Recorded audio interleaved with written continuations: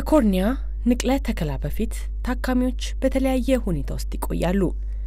አብዛኞቹ ለዘመናት የአይን ብርሃናቸውን አጥተው በመቆየታቸው ምክንያት በሕክምና ላይ ተስፋ የመጣላቸው ሁኔታ ተሟጧል። የነበረውን ሁኔታ ሊቀይር የሚችል ተአምር ይመጣል ብሎ ማሰብ ፈጽሞ የማይታሰብ ነው።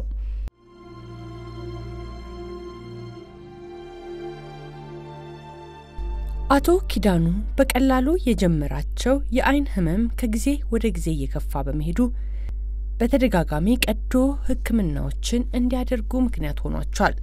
በኋላ የግራ አይናቸው እይታ እየደከመ መምጣቱ ጭንቀት ፈጥሮባቸው ነበር። ህመማቸው ስራቸውን በአግባቡ እንዳይሰሩ እንቅፋት እየሆነ በመምጣቱ ዘላቂ መፍትሄ ለማፈላለግ ነበር ወደ ሚኒሊክ ሆስፒታል የመጡት። አሁን ያለው የግራ አይኔ ችግር የተከሰተ ነው ብዬ የምገምተው ከ7 አመት በፊት የግራውን አይኔን የሞራ ኦፕሬሽን ካደረኩ በኋላ ነው። የቀኙንም ከ8 አመት በፊት አድርጌ ያለው የቀኙ ግን እንዲህ አይነት ችግር አልፈጠረም። የግራው አይን በኦፕሬሽን ሞራ ከተገፈፈለት በኋላ እንደገና ጥቂት አመታት ቆይቶ ደግሞ ችግር ስለፈጠረብኝ ለሁለተኛ ጊዜ ኦፕሬሽን ተደረገ ያለው። ከዛም በኋላ እንደዚሁ መሻሻሉ አሁንም እየቀነሰ በመምጣቱ ለሶስተኛ ጊዜ ባለፈው ክረምት በሐምሌ ውስጥ ኦፕሬሽን ለመደረግ ተገድጃለሁ በዚሁ ክሊኒክ። ከዛም በኋላ የተለያዩ መድኃኒቶች የተደረጉም በቀጥልበትም የእይታው ችግር ሊስተካከል ባለመቻሉ ወደ ኮርኒያ ስፔሻሊስት ሪፈር ተደረገ። ካለፈው ኦክቶበር መጨረሻ ሳምንት ጀምሮ ዶክተር ምንና ዶክተር ዮናስ ጋር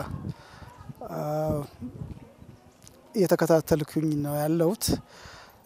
በክትትሉም የማያዳግም መፍትሄ ሆኖ የተገኘው ኮርኒያ ትራንስፕላንቴሽን ማካሄድ በመሆኑ እዚህ መጥቻለሁ።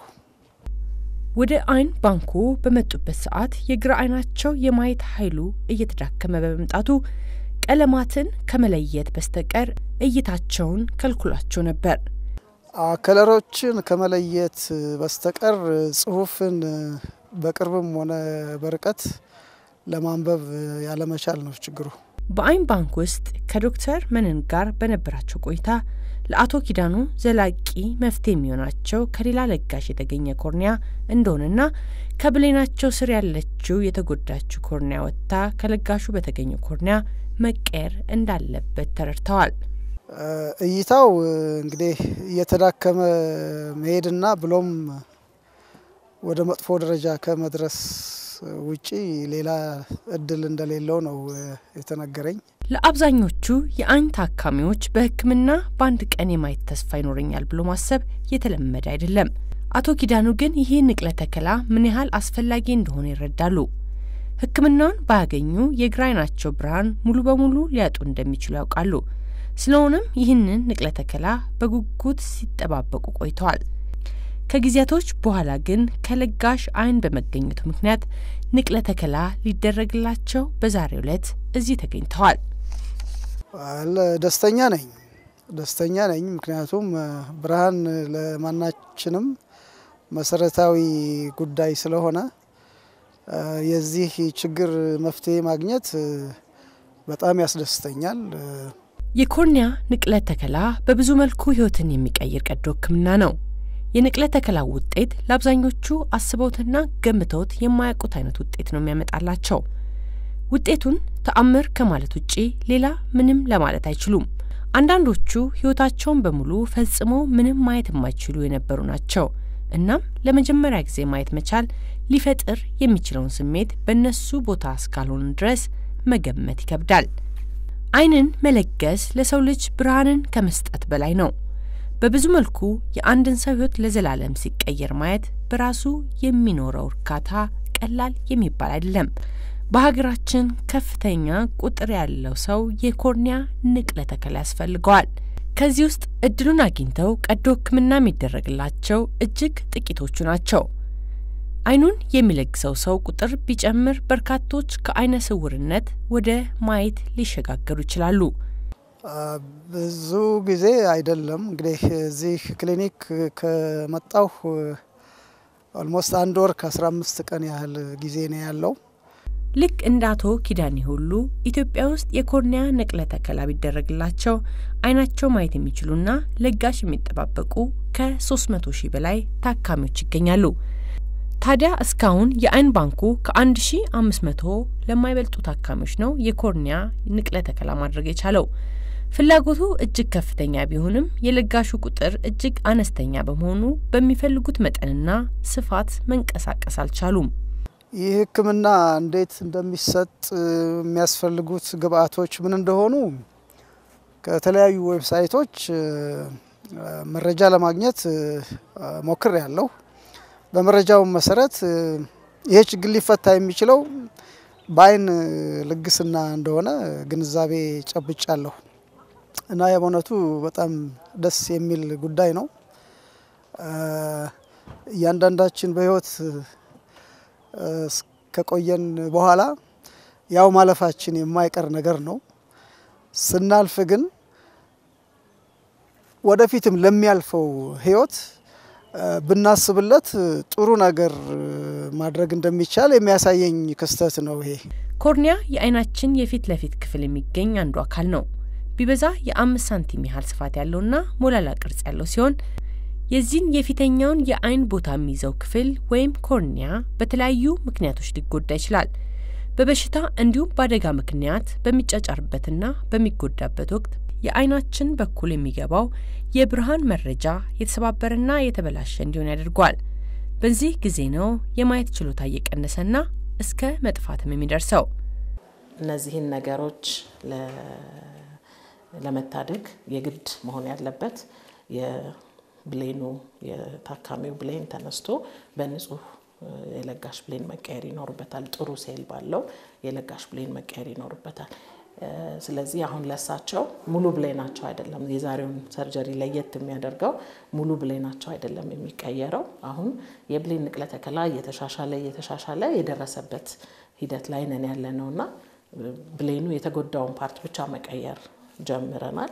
ስለዚህ የሳቸው የተጎዳው የውስጠኛው ክፍል በእንግሊዘኛ ኤንዶቴሊየም የምንለው ሌየር ነው የተጎዳውና እሱን ነው የምንቀይርላቸው ዛሬ። የላይኛው የራሳቸው እንዳለ ሆኖ በውስጥ በኩል ገብተን ያችን የተጎዳችውን ፍቀን አንስተን በንጹህ የለጋሽ ብሌን ነው የምንቀይርላቸው።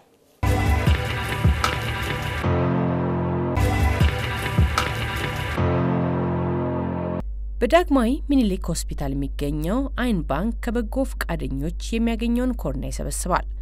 ኮርኒያ ከበጎ ፈቃደኞች የመውሰድ ስራው የሚከናወነው ታዲያ በጎ ፈቃደኛው ከዚህ ዓለም በሞት በሚለይበት ወቅት ነው። ታዲያ በርካታ ሰዎች አይን ለመለገስ የሚያስፈራቸው በህይወት እያሉ አይናቸውን እንደሚለግሱ አድርገው ማሰባቸው ነው። ሌላው ደግሞ ከሞት በኋላም ቢሆን ሂደቱ አይንን ሙሉ በሙሉ በማውጣት የሚከናወን ነው ተብሎ በመታሰቡ ነው። እውነታው ግን ከዚህ የራቀ ነው። ሂደቱ የሚከናወነው ከአይን ክፍል የፊት ለፊት መስታወት ክፍሏን ብቻ በመውሰድ ነው። ሟቹ ገጽታ ላይም አንዳችም የሚቀይረው ነገር አይኖርም። አይንን መለገስ ማለት እኛ በህይወት ባንኖር እንኳን ለሌሎች ብርሃን ሰጥተን እናልፋለን ማለት ነው። አለመለገስ ደግሞ ለሌላ ሰው ብርሃን ሊሆንና ህይወት ሊቀይር ይችል የነበረን ነገር አፈር ውስጥ ቀብረን በ3 ቀናት ባልበለጠ ጊዜ ውስጥ ከጥቅም ውጭ እንዲሆን መፍቀድ ነው። እንግዲህ የዛሬው ታካሚያችን ከተወሰኑ ወራቶች በፊት የአይን ሞራ ግርዶሽ ኖሯቸው በሌላ የህክምና ተቋም ሞራ ግርዶሽ ኦፕሬሽን ተደርጎላቸው ነበርና ሞራ ግርዶሽ ኦፕሬሽን በሚደረግበት ጊዜ ብሌን ሊጎዳና በሂደት እብጠት ሊያመጣ ይችላል። ስለዚህ አንደኛ ብሌን እንግዲህ ስለ ብሌን በጥቅሉ ስናውቅ ብሌን 5 ድርብርብ ሽፋኖች ናቸውና የሚጎዳው የብሌን ክፍል በሞራ ግርዶሽ ሰዓት የውስጠኛው ነው። የውስጠኛው የብሌን ሽፋን ደግሞ ውሃ የማስገባት የማስወጣት ሂደት የሚሰሩት ሴሎች የሚገኙበት ነውና እሱ ተጎዳ ማለት ብሌኑ ውሃ እንደልቡ ማስወጣት ማስገባት አይችልም። ስለዚህ ያበጠ ይሄዳል። በሚያብጥበት ጊዜ ጉም ይለብሳል። በሚያብጥበት ጊዜ ህመም ይፈጥራል ታካሚው ላይ። የእይታ መጠንም በከፍተኛ ሁኔታ ይቀንሳል። ታዲያ ከለጋሽ የተገኘው ኮርኒያ በቀጥታ ወደ ታካሚው የሚተላለፍ አይደለም። ኮርኒያው ለቀዶ ህክምና ዝግጁ ከመሆኑ በፊት በብዙ ሂደቶች ውስጥ ያልፋል። ወደ አይን ባንኩ ከደረሰ በኋላ ተላላፊ የሆኑ እንደ ኤችአይቪ እና ሄፓታይተስ ቫይረሶች የጸዳ ስለመሆኑ በምርመራ ይረጋገጣል። እንዲሁም ኮርኒያው በውስጡ በቂ ህዋስ እንዳለውና እንደሌለው በሌሎች ተከታታይ ምርመራዎች እንዲረጋገጥ ይሆናል። እነዚህን ሁሉ ምርመራዎች የሚደረጉት ኮርኒያው ወደ ተቀባዩ ለማስተላለፍ ብቁ ሁኔታ ላይ እንደሚገኝና በምንም አይነት ተላላፊ በሽታ ያልተያዘ መሆኑን ለማረጋገጥ ነው። ከኢትዮጵያ አይን ባንክ ጥራቱ ተረጋግጦ የተዘጋጀ ብሌን መኖር አለበት። ከዛ በመቀጠል ደግሞ ብሌኑ ከተገኘ ታካሚው ካለ ብሌን ንቅለ ተከላ በተለመዱት አይነት መሳሪያዎች ብቻ አይደለም የሚሰራው። ብሌኑን ከለጋሽ የመጣውን ብሌን ለተለጋሹ በሚመጥን መጠን መቁረጫ መሳሪያዎች ደግሞ አሉት የራሱ የተለየ በሱ ካዘጋጀን በኋላ ነው ንቅለ ተከላው የሚካሄደው። ስለዚህ ታካሚው ለጋሽ መሳሪያዎቹ ያስፈልጋሉ ማለት ነው። በመሰራው ስራ ላይ ብዙ የጥናቶች የምርምሮች ጉዳዮች አሉ። በጊዜ የተገደቡ ፕሮጀክቶች ላይ ነው መሰራው እና በዚህ ችግር ምክንያት እነዚህ ፕሮጀክቶች በጥሩ ሁኔታ በተጀመረበት ፍጥነት ሊካሄዱ አለመቻላቸው በጣም ችግሩ ውስጤን የበላው ሆኖ ነው ያየሁት እና በጣም ሲሪየስ ፕሮብሌም ነው። በስራም ላይ እንቅፋት የፈጠረ መሆኑ የማረሳው ጉዳይ ነው። በሀገሪቷ እስካሁን ወደ 9 የሚጠጉ የኮርኒያ ቀዶ ሐኪሞች ይገኛሉ። ሕክምናውን የሚሰጡት በተለያዩ ሆስፒታሎች ነው። የአይን ባንኩ እንደ አስፈላጊነቱ ለተለያዩ ሆስፒታሎች ኮርኒያ ያከፋፍላል። ኮርኒያ ከሚያስፈልገው ህዝብ ብዛት አንጻር የለጋሽ ቁጥሩ እጅግ አነስተኛ በመሆኑ አብዛኛውን ጊዜ ኮርኒያ በባንክ ውስጥ የሚቆይበት ቀናት እጅግ አናሳ ነው።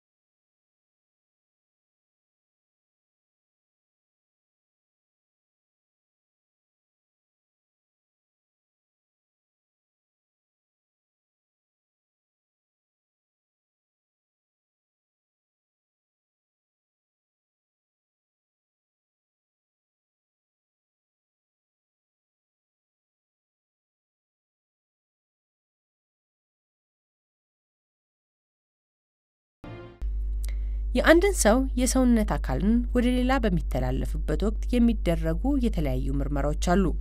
አንዱ ምርመራ ሰጪና ተቀባይ ተመሳሳይ የሆነ የደም አይነት መኖራቸውን ማረጋገጥ ነው። በኮርኒያ ንቅለ ተከላ ላይ ግን ይህ የምርመራ አይነት የሚሰራበት አይደለም። የተቀባዩ ሰው ሰውነት እንደ ባዕድ አካል አጥቅቶ አይገድለውም ወይ ጥያቄ ነበር። እንግዲህ አሁን ቀደም እንዳልኩሽ ሙሉ ለሙሉ ለምሳሌ ትራኮማ ወይም ደግሞ ሌላ ኢንፌክሽን ኖሯቸው ሙሉ ለሙሉ አምስቱም የብሌኑ ሽፋኖች ተጎድተው ጠባሳ ይዞ ታካሚ ሊመጣ ይችላል። እንደዛ በሚሆንበት ጊዜ ሙሉ ለሙሉ እንዳለ ብሌኑን ቆርጠን መቁረጫ መሳሪያ ያለው የራሱ በሱ ቆርጠን አንስተን ሙሉ የለጋሽ ብሌን አምጥተን ቀይረን በመስፋት ነው የምናዋህደው። ግን አሁን ቴክኖሎጂው እየተሻሻለ ስለመጣ ለምሳሌ አሁን የዛሬው ታካሚያችን እንዳልኩሽ የውስጠኛው ብቻ ነው የሚቀየርላቸው። ሌሎች ታካሚዎች ላይ ደግሞ የመጀመሪያው ሁለቱ ወይ ሶስቱ ሌየር ሊሆን ይችላል የተጎዳው ወይ ጠባሳ የያዘው። የዛን ጊዜ ያንን ብቻ ቆርጠን አንስተን ከለጋሹም ላይ ያንን ክፍል ቆርጠን አምጥተን የምንለጥፍበት ሁኔታ ነው ያለው። ስለዚህ አሁን ዛሬ የምናየው መጀመሪያ ከለጋሹ ላይ ያችን የውስጠኛውን ሌየር ብቻ የምንቆርጥበት መሳሪያ አለን። እሱን እናዘጋጃለን። ታካሚያችንን ማደንዘዣ ሰጥተናቸዋል። ከዛ አሁን ገብተን የእሳቸውን የውስጠኛውን ሌየር እናነሳለን። ከለጋሹ ባዘጋጀ ነው የውስጥ ሽፋን እንተካላቸዋለን ማለት ነውና እንደ ታካሚው የጉዳት ሁኔታ እንደ ታካሚው የአይን ችግር ማለት ነው የትኛው ክፍል ነው የተጎዳው የሚለውን ካጣራን በኋላ ነው የምንቀይረውና አብዛኛውን ጊዜ የምንሰራው በተለምዶ የሚሰራውን አይነት ሙሉውን የመቀየር ሁኔታ ነው። ለምን የአብዛኛው ታካሚዎቻችን ችግር እኛ ሀገር በብዛት የብሌን ጠባሳ የሚከሰተው ወይ በኢንፌክሽን ነው ወይ በአደጋ ነው። እንደዛ ሲሆን ደግሞ ሁሉም ክፍሎች ናቸው የሚጎዱት። ስለዚህ ሁሉንም ቆርጠን አንስተን ሙሉ የለጋሽ ብሌን አምጥተን ነው የምንቀይርላቸው። ግን አሁን ቴክኖሎጂው ስላለ የተወሰነው ክፍል ብቻ ከተጎዳ ያንንም የመቀየር ሂደት ይከናወናል ማለት ነው። ሙሉውን ስንቀይረው የግድ ስፌት ያስፈልገዋል። ብሌኑ እንግዲህ ሙሉውን እንቀይረዋለን ስልሽ ዳር ላይ የተለጋሽ ብሌን ይቀራል። የለጋሹ መሃል ላይ ነው መጥቶ የሚገጠመው። ስለዚህ ያንን ሁለቱን በክር ነው የምናያይዘው። መስፊያ ክሮች አሉት የራሱ። ይሄኛውን ለየት የሚያደርገው በዛሬ የሚሰራውን ከውስጥ የምንለጥፈው ከተለጠፈ በኋላ አይን ውስጥ አየር ይቀመጣል። ያ አየር ነው ወስዶ የሚያጠብቀው። ስለዚህ የምንገባበትን ቀዳዳ ነው እንጂ የምንሰፋው ብሌኑን መስፋት አይጠበቅብንም። ያ ደግሞ ለታካሚ የራሱ ጥቅም አለው። በሂደት ከክሩ ጋር ተያይዘው ሊመጡ የሚችሉ የተለያዩ ችግሮችን በዚህ መልኩ ማስቀረት ይችላል።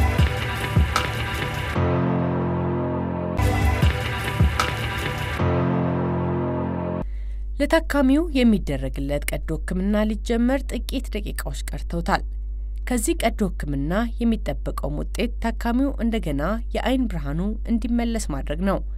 ለታካሚው ይህ ቀን ለረጅም ወራት ሲጠባበቁ የኖረ ስለሆነ ሂደቱ እስኪጀመር በጉጉት እየተጠባበቀ ይገኛል። የግራ አይኔ እይታ የማየት ችሎታ ተስተካክሎ መደበኛ ስራዬን እቀጥላለሁ የሚል ተስፋ ነው ያለኝ። ከተወሰነ ደግሞ ሰዓታት በኋላ ላይ ከሁለት ሰዓት በኋላ ደግሞ እዛው አስተኝተናቸው ቆይተን የሸፈነውን ልጠን አየሩ መኖሩን ብሌኗ ስቲል ተጣብቃ መሆኗን ቼክ ማድረግ ያስፈልጋል። ይሄኛው የተለጋሽ አዘጋጅተው እሳቸው ጋር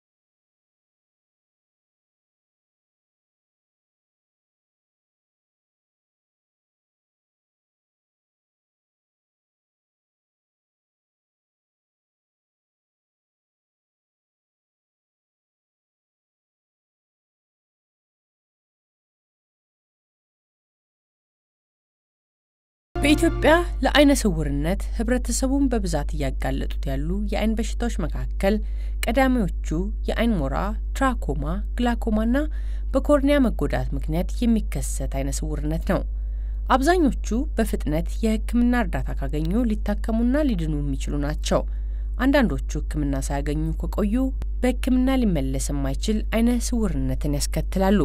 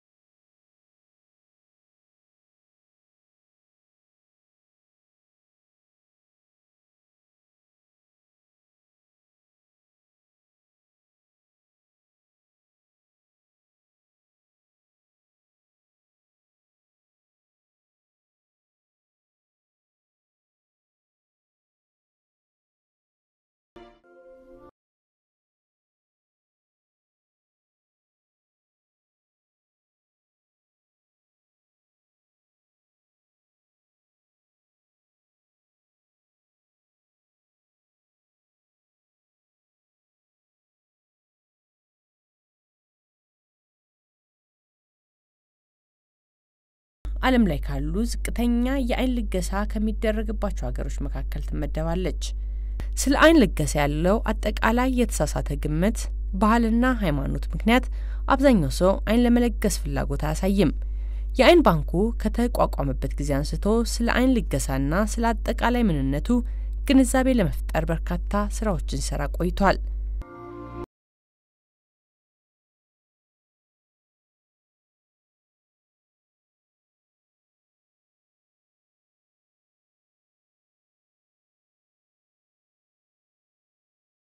ለታካሚው የተደረገለት የኮርኒያ ንቅለ ተከላ በተሳካ ሁኔታ ተጠናቋል።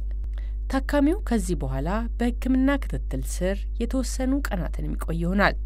እንግዲህ ንቅለ ተከላ ስናካሂድ ውጤቱ በታካሚው አጠቃላይ የአይን ሁኔታ ይወሰናል። አንዳንድ ጊዜ ለምሳሌ ቀደም እንዳልኩሽ አደጋ ሲሆን ለምሳሌ ፊት ለፊቷ ብሌኗ ብቻ ከሆነች የተጎዳቸው ስትቀይርላቸው እይታቸውን በዛው መጠን የተሻሻለ ይሆናል። አንዳንድ ጊዜ ብሌኑ ተጎድቶ ሞራም ከውስጥ ይኖራል። ብሌኑም ቀይረሽ ሞራም ይሰራል። የዛን ጊዜ ደግሞ ውጤቱ ኢሚዲየት ላይሆን ይችላል፣ ቀስ በቀስ ግን እየተሻለ ይሄዳል።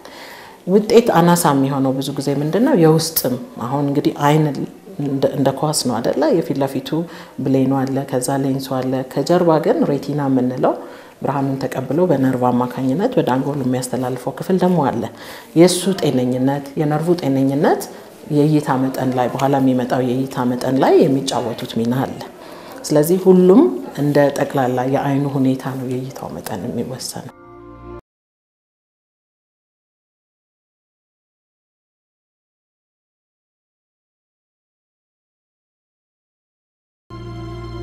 እሳቸው እንግዲህ በእርግጥ ብሌናቸው ከተጎዳና እይታው ከወረደ በኋላ ነው ያገኘናቸው።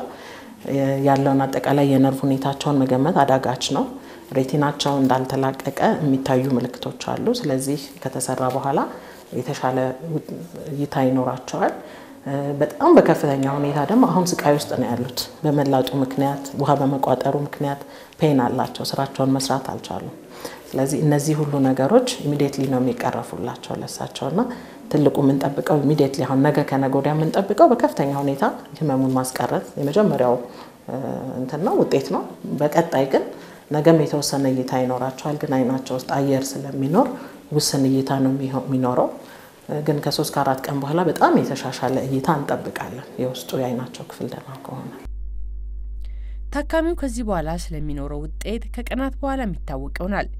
የታካሚውን ከቀዶ ህክምና በኋላ ያለውን ሁኔታና ስለ አይን ባንኩ አጠቃላይ ሁኔታ እንዲሁም የአይን ልገሳ በምን መልኩ እንደሚከናወን ሳምንት በቀጣይ ክፍል ይዘንላችሁ ቀርባለን።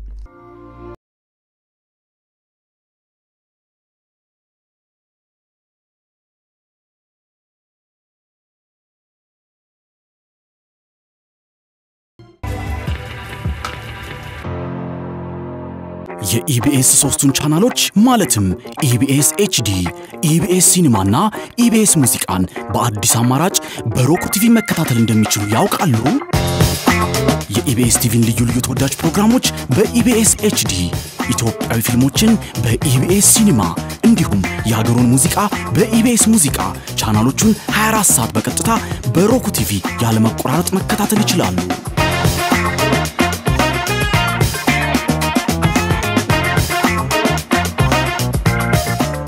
ሮኩ ቲቪ ከሌሎች በአቅራቢያው ከሚገኝ እንደ ቤስት ባይ ያሉ የኤሌክትሮኒክስ መሸጫ ሱቆች ወይንም በኢንተርኔት ገዝተው የኢቢኤስ ቻናሎችን መመልከት ይችላሉ። ለበለጠ መረጃ ድረገጻችንን ይጎብኙ። ኢቢኤስ ቴሌቪዥን